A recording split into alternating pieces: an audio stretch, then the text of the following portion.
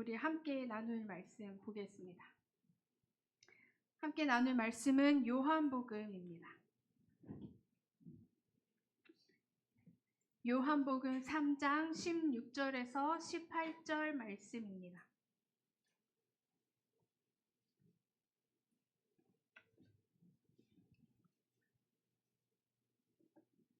요한복음 3장 16절에서 18절 말씀, 우리 한 목소리로 함께 읽겠습니다. 시작.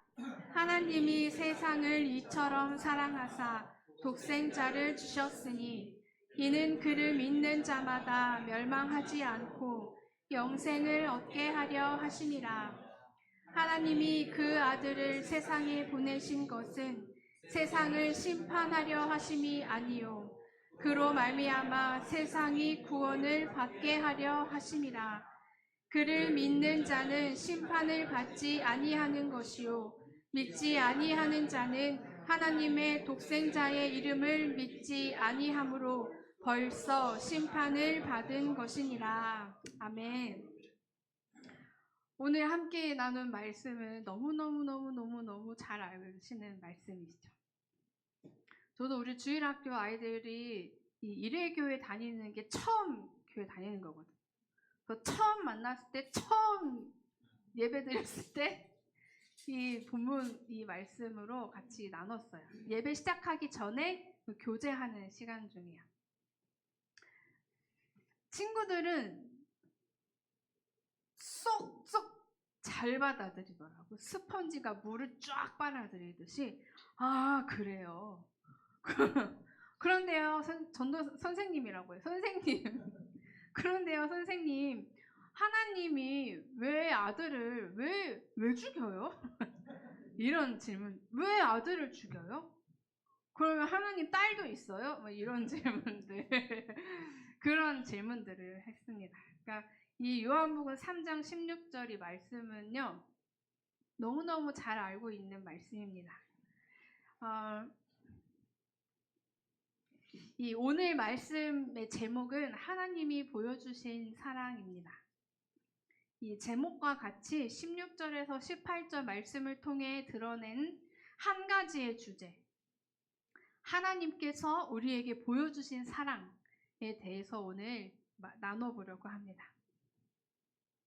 오늘 본문 말씀은요, 이 니고데모와 예수님과의 그 대화 중에 한 부분입니다. 네. 16절, 우리 잘 알고 있는 이 16절이요. 이 바리새인이자 유대인들의 지도자이고 선생이었던 이 니고데모에게 하신 말씀입니다. 주님은 이 니고데모 뿐만 아니라 그를 포함한 그 당대의 유대인들이 가지고 있는 이 오실 메시아, 그들을 구원해줄 이 메시아에 대한 개념이 잘못되었다는 것을 아시고 그것을 바로잡으심으로써 지금 이 니고데모 그리고 그들과 함께 말씀하고 대화하고 있는 분이 즉 예수 그리스도가 누구이시며 하나님의 아들이신 예수님이 이 세상에 오신 그 목적, 그들이 잘못 알고 있는 그것이 아니라 진짜 예수님이 이 땅에 오신 그 목적을 깨우치게 하시기 위해서 예수님께서 계속해서 말씀하고 계시는 겁니다. 이 하나님이 세상을 이처럼 사랑하사, 이처럼, 저는요 사실 제가 이 본문을 다 잘 알고 계실 텐데 왜 이 말씀을 나누게 하시는 걸까? 하지만 하나님이 세상을 이처럼 사랑하사, 이 이처럼은 의미심장한 말이죠. 이 원어로 살펴봐도 후토스라는 단어로 되어 있는데요. 이걸 간단하게 표현을 해보자면 이런 방법으로, 이 방법으로 라는 의미로 번역을 할 수 있습니다. 그러니까 앞서 말했던 그 내용과 같이 앞서 말했던 그 내용들처럼 그러한 방법처럼 하나님이 세상을 사랑하셨다라는 것입니다. 그러니까 이 16절의 이처럼은 예수님께서 16절에 그 1절부터 쭈루룩 니고데모에게 하셨던 그 말씀들, 니고데모에게 계속해서 말씀하시는 그 중생과 거듭남, 다시 태어남, 그에 대한 내용, 그에 대한 이야기, 그리고 또 14절에서 15절에는 불뱀 사건에 대한 내용이 나오는데요. 이 불뱀 사건을 통해 들려진 인자에 대한 이야기를 다 담아서 이처럼이라고 표현하고 있는 것입니다. 그리고 16절에 이처럼 하나님이 세상을, 이 세상이라는 것은 무엇일까요? 세상. 죄 가운데에 있는 인간. 하나님을 떠난 사람들. 하나님 밖에서 살아가고 있는 사람들. 하나님이 원래 창조하실 때 주신 그 모든 영광스러운 것 그 밖에 살고 있는 사람들. 그리고 그러한 사람들, 죄인들로 인해 무너진 인간의 손에 닿는 그 사물들까지도요. 그런데 여기서 중요한 것은 하나님 밖에 있는 사람들, 죄 가운데에 있는 사람들, 이러한 사람들, 그 세상, 하나님께서 이처럼 사랑하신 그 대상은 하나님 밖에 있는 사람들, 죄 가운데에 있는 사람들, 그 사람들입니다. 하나님의 사랑하는 그 사랑의 대상들이요. 그래서 하나님께서 그 세상을 이처럼 사랑하사 독생자를 주셨습니다. 우리 아이들이 질문했던 어떻게 아들을 죽일 수가 있어요? 어떻게 하나밖에 없는 아들을 그렇게 죽일 수가 있어요? 라고 하는 그 독생자. 하나님은 우리 모든 사람들, 이곳에 앉아있는 우리뿐만이 아니라 모든 사람들을 위해 아들을 내주셨습니다. 죄와 불순종 때문에 우리들이 당해야 할 그 모든 고난과 고통을 대신 당하도록 아들을 내어주신 것입니다. 아들을 친히 나무에 달려 그 몸으로 죄를 담당하게 하셨습니다. 이 여기에서요, 하나님께서 하나님 밖에 있는 죄 가운데 살고 있는 그 세상, 우리를 향한 그 하나님의 사랑이 도대체 어느 정도인지를 이 말씀, 이 구절을 통해서 알 수 있는 것입니다. 사랑하는 아들, 독자 예수 그리스도를 십자가에 내어주기까지, 그 목숨을 내어버리기까지, 이것이 하나님의 사랑입니다. 그럼 인간을, 그 세상을 사랑하는 하나님께서 우리를 사랑하시는 방식입니다. 다 내어주시는 사랑, 다 버리신 사랑, 그 사랑의 방법이 우리를 향한, 여러분을 향한 하나님의 사랑의 방식입니다. 그렇다면 이 아들을 내어주신 그 사랑의 효과는 무엇일까요? 바로 영생입니다.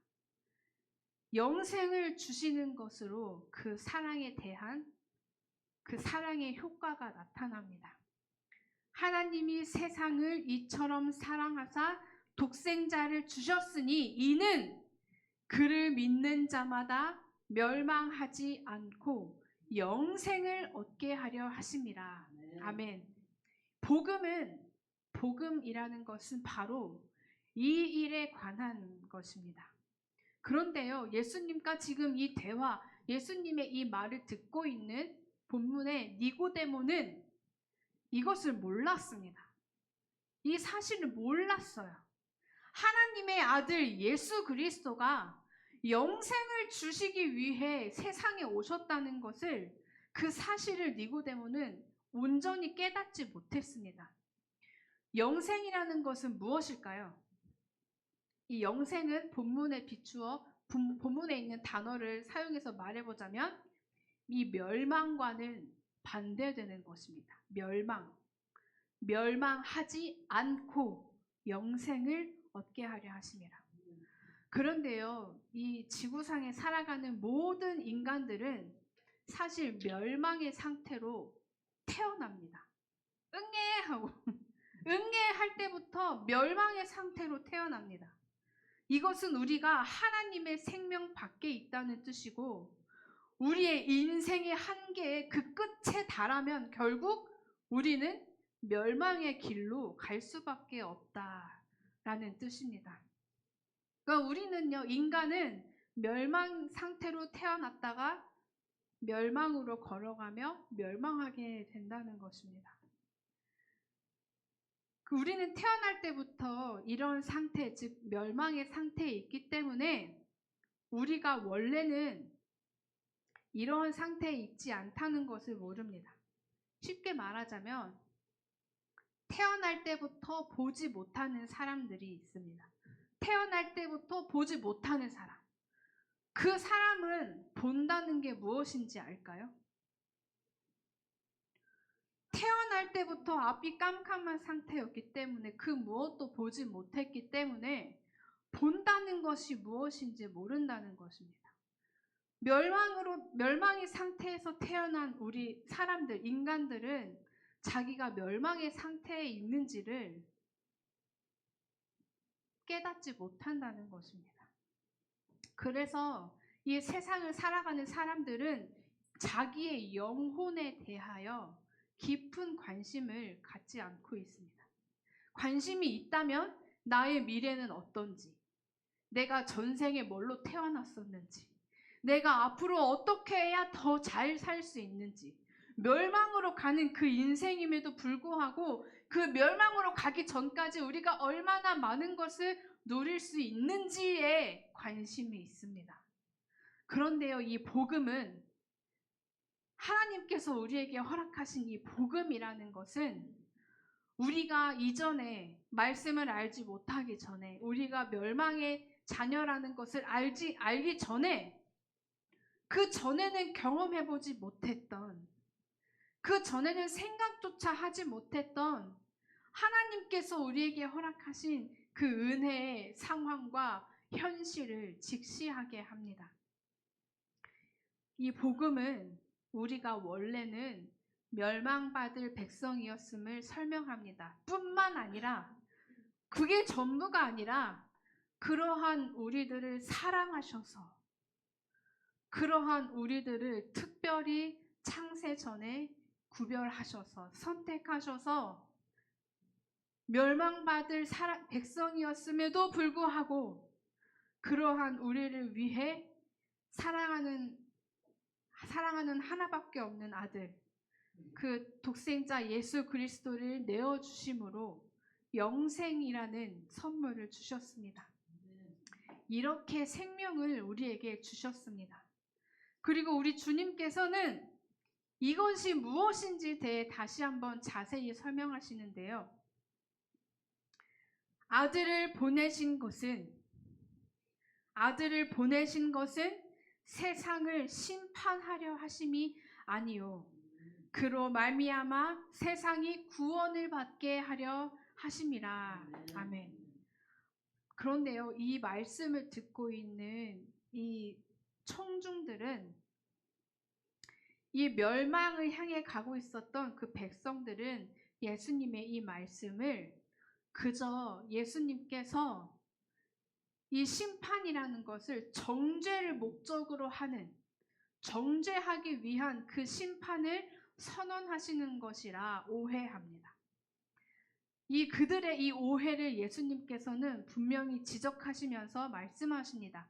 아들이 온 것은, 즉 예수 그리스도께서 오시는 것은 영생을 주기 위함이지 너희의 죄를 정죄하고 정죄를 위한 심판을 하시기 위해 온 것이 아니다. 이 심판이라는 것은 멸망의 전초 단계입니다. 심판받는 자들은 반드시 멸망받게 되어 있습니다. 그래서 18절 말씀은요, 그를 믿는 자는 심판을 받지 아니하는 것이요,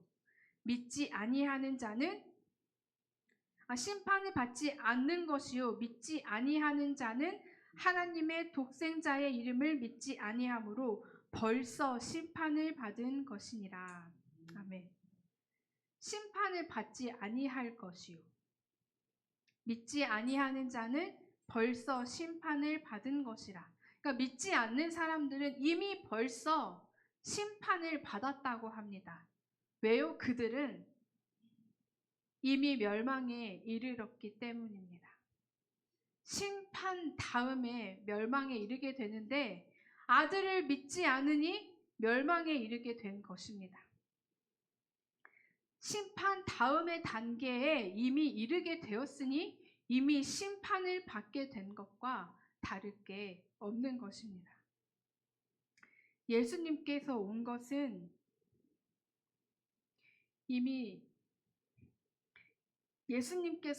것은 세상을 심판하시기 위함이 아닙니다. 우리는 이미 멸망할 백성들입니다. 우리는 심판도 없이 멸망에 이르게 된 자들입니다. 그런 자들을 하나님께서 아들을 보내셔서 그 아들을 통하여 구원, 영생을 주신 것입니다.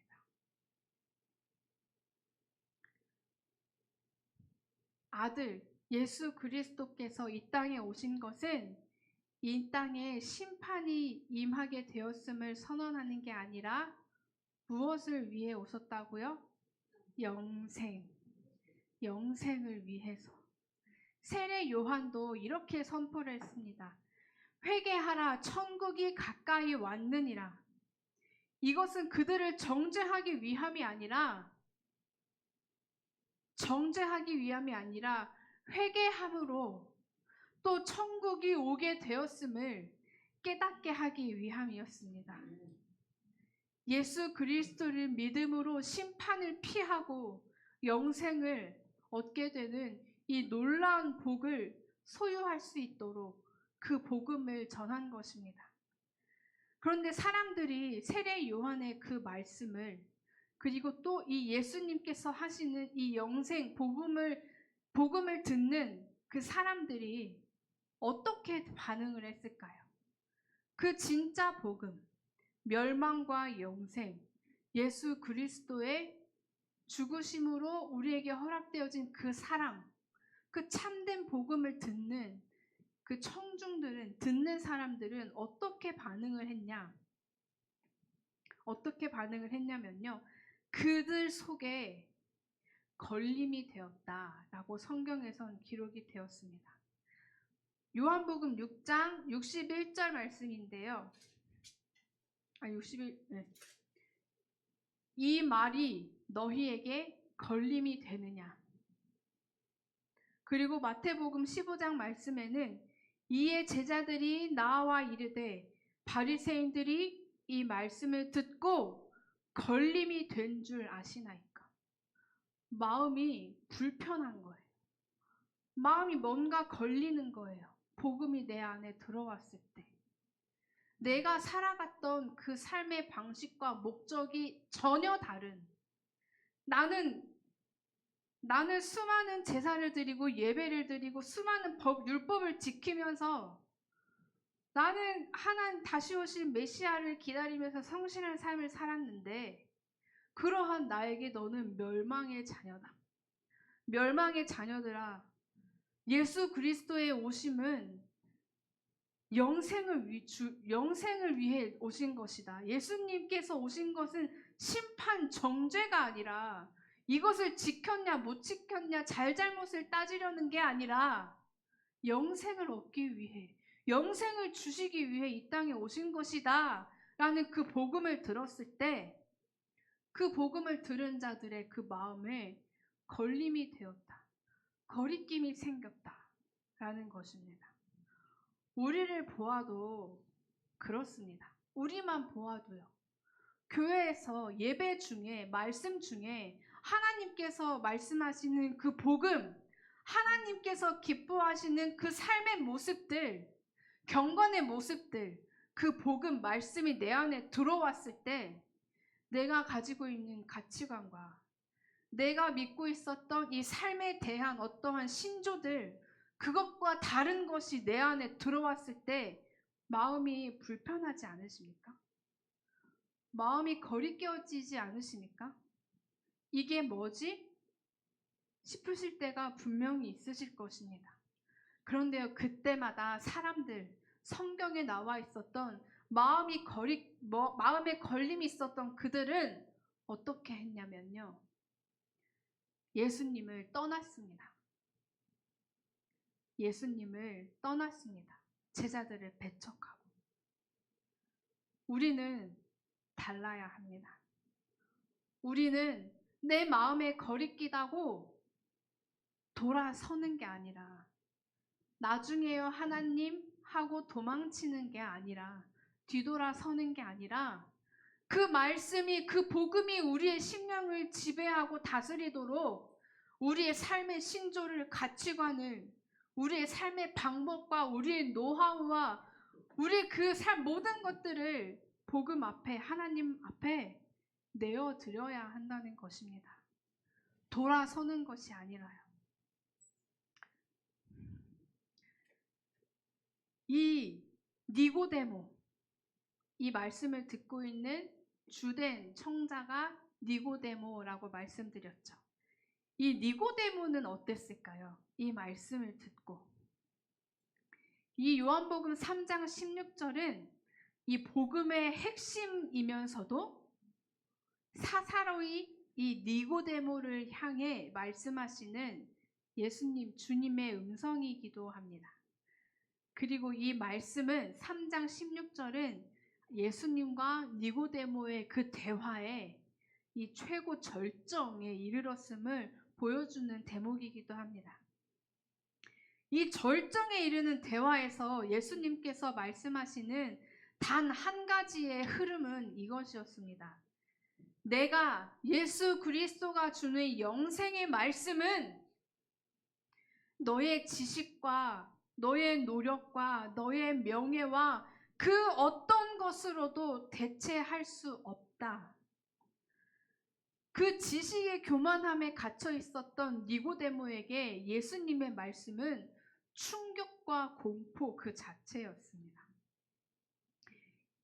자기에게 쌓여져 있는 그 지식의 교만함에 갇혀 있었던 이 니고데모에게 예수님께서 그 모든 것들을 뒤흔드는 말씀을 하신 것입니다. 이 예수님의 놀라운 지혜와 그 지혜의 말씀을 니고데모는요, 이 자신의 그 지식의 어떤 서고에 추가하여, 그 지식의 그 목록 중에 하나로 추가해서 언제든 내 걸로 만들 수 있다. 그냥 그 지식 중에 하나이다. 라고 생각했습니다. 하지만 예수님께서 선포하신, 말씀하신 그 복음은 그럴 수 있는 그 지식의 그 한낱 지식에 머무는 그러한 아름다운 문장이 아니었다는 것입니다. 그가 쌓아왔던 그 지식과 명예와 그 모든 것들을 다 없애고 새로운 것으로 만들라는 것과 마찬가지였기 때문입니다. 하나님께서 메시아 예수 그리스도를 이 땅에 보내신 이유, 독생자 예수님의 이 땅에서의 사역, 구원과 영생을 주시는 일, 이것이 어떤 것인지 선언하신 것입니다. 이스라엘 백성들은 태어나서부터 이스라엘 백성으로서 마땅히 지켜야 할 그 수많은 율법들을 지키며 살아야 했고요. 그 율법을 가르치며 살았습니다. 그들이 가지고 있는 그들의 방법으로 가장 경건하게 살려고 했습니다. 뿐만 아니라 그들의 방법으로 경건하게 살아갈 때 심지어는 사람들이 그들을 존경하기도 했습니다. 사람들의 인정과 존경을 받았습니다. 이 유대인이자 바리새인이었던 니고데모는 하나님이 인간의 선한 삶이나 기도나 신앙심 등의 보상을 해주신다고 믿었습니다. 그런데 예수님께서 니고데모에게 무엇을 말씀하고 계시냐? 하나님이 세상을 이처럼 사랑하사 독생자를 주셨으니 이는 그를 믿는 자마다 멸망하지 않고 영생을 얻게 하려 하심이라. 구원은 전적으로 하나님의 선물로 하나님으로부터 얻게 된다는 것입니다. 어떤 노력과 수고와 성취의 결과가 아니라 지키고 율법의 말씀을 지키고 지켜서 인정받고 존경받으며 주어지는 것이 아니라 오직 예수 그리스도 하나님의 아들을 믿는 그 믿음의 결과로 얻는 것이라는 것입니다. 니고데모가 충격을 받았겠죠. 그 말씀이 니고데모한테 공격으로 다가왔을 수도 있습니다. 하지만 전혀 아니죠. 그 니고데모가 잘못 알고 있는 니고데모의 영혼을 사랑하시는 예수님께서 잘못되어진 것을 바로잡으시는 그 영혼을 사랑하시는 그 사랑의 말씀이었습니다. 이 모든 것을 이루신 것은 온전한 하나님의 사랑입니다. 하나님 밖에서 죄악의 한 가운데서 죄짓기를 부추기는 이 세상 가운데 살아가는 우리를 통해, 우리를 위해 복음이 내 안에 들어오자, 말씀이 내 안에 들어오자 거리껴서 뒷걸음질 치고 싶어 하는 우리를 위해 하나님께서 하나밖에 없는 아들 예수 그리스도, 그 예수 그리스도를 십자가에 내어주셨습니다. 하나님께서 우리에게 베푸신 온전한, 완전한 사랑입니다. 우리가 어떻게 살아가야 할까요? 우리 안에 뿐만 아니라 오늘 가운데도, 어제도, 내일도 우리 앞에는 수많은 장애물들이 우리 안에 허락하신 그 믿음을 뒤흔들고 우리의 복음을 괜히 의심하게 만들고 하나님이 진짜 살아있는 거야? 라는 말도 안 되는 그 의문과 원망스러운 질문을 하게 될 때가 참 많이 있습니다. 하지만요, 하나님의 여러분, 성도님 여러분, 우리를 향한 독생자 예수 그리스도를 내어주시기까지 사랑하신 그 사랑은 흔들림이 있을까요? 변함이 있을까요? 취소가 있을까요? 물러섬이 있을까요?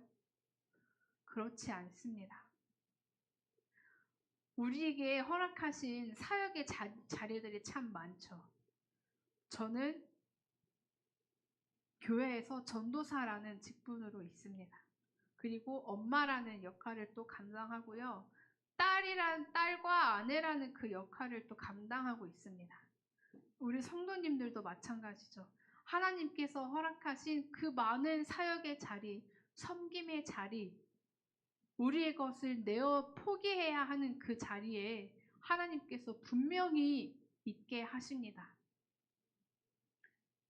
그곳에서 우리는 어떻게 해야 할까요? 우리는 하나님의 사랑을 받은 사랑받는 자들입니다. 이 흔들리지 않고 그 무엇도 뒤흔들 수 없는 지식으로도 가치관으로도 어떻게 할 수 없는 변하지 않는 그 사랑, 복음을 가진 사람들입니다. 그러한 자로서 우리는 살아가야 한다는 것입니다. 사탄 마귀가 주는 크고 작은 그 장애물들에 넘어질 것이 아니라는 것입니다. 하나님께서는 그 멸망 자체를 다 무너뜨려 없애시고 우리에게 영생을 주셨습니다. 우리는 영생을 소유한 사람들입니다. 이 믿음 생활을, 신앙 생활을 하나님 나에게 왜 또 이런 자리를 허락해 주셨지가 아니라 영생을 받은 이 멸망에서 떠나 영생을 얻은 자로서 하나님의 취소와 물러섬 없이 흔들림 없는 그 사랑을 받은 자로서 당당하게 흔들림 없이 그 사랑을 우리의 기둥 삼아, 그 복음을 우리의 기둥 삼아 굳건하게 멸망이 없는 승리한 예수 그리스도의 딸로서, 하나님의 딸로서, 아들로서 그렇게 살아가야 합니다. 아멘. 그 하나님을 찬양하는 우리의 모든 삶의 자리들이 되었으면 좋겠습니다. 아멘. 기도하겠습니다. 살아계신 하나님, 우리 안에 있는 우리의 삶에 존재하는 그 어떠한 어두움도, 그 어떠한 어려움과 어떠한 그 장애물도 우리를 향한 하나님 아버지의 놀라우신 사랑과 그 영생의 은혜는 흔들리지 않습니다.